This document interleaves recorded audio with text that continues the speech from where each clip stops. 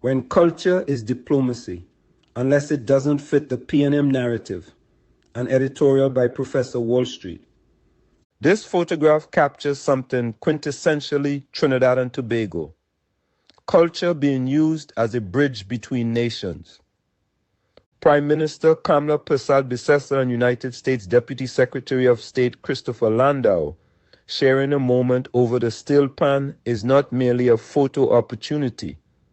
It is a demonstration of how Trinidad and Tobago can use its unique cultural heritage to strengthen diplomatic relationships.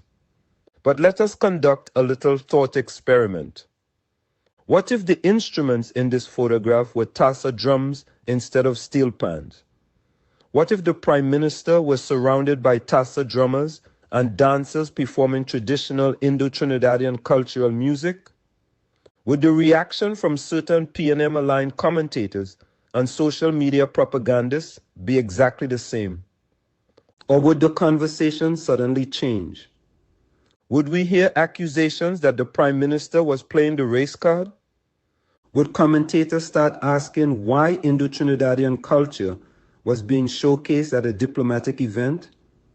Would somebody inevitably try to turn a celebration of tassa, dance, and Indian Trinidadian heritage into an argument about Indian domination, ethnic politics, or appeasing one particular group?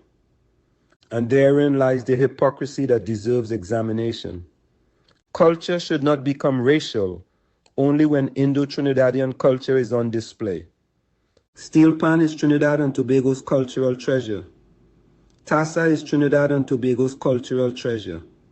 Calypso, soca, chutney, parang, limbo, African drumming, and our many other traditions are Trinidad and Tobago's cultural treasures. None of them belong to one political party. None of them should be weaponized against another ethnic community.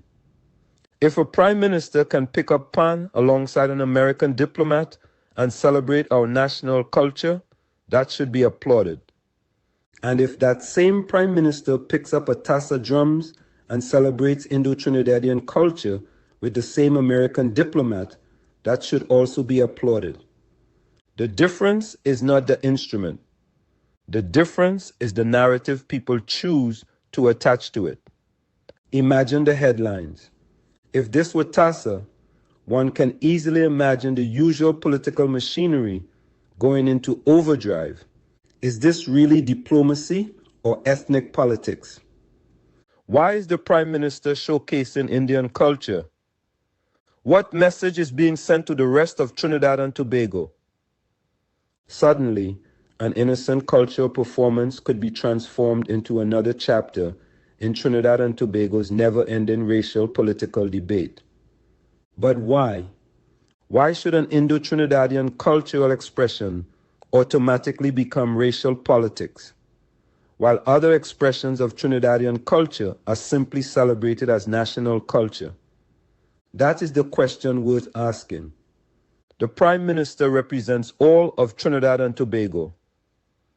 Kamla Persad-Bissessar does not cease being Prime Minister of Trinidad and Tobago when she celebrates steel pan. And she would not cease being Prime Minister of Trinidad and Tobago if she celebrated tassa.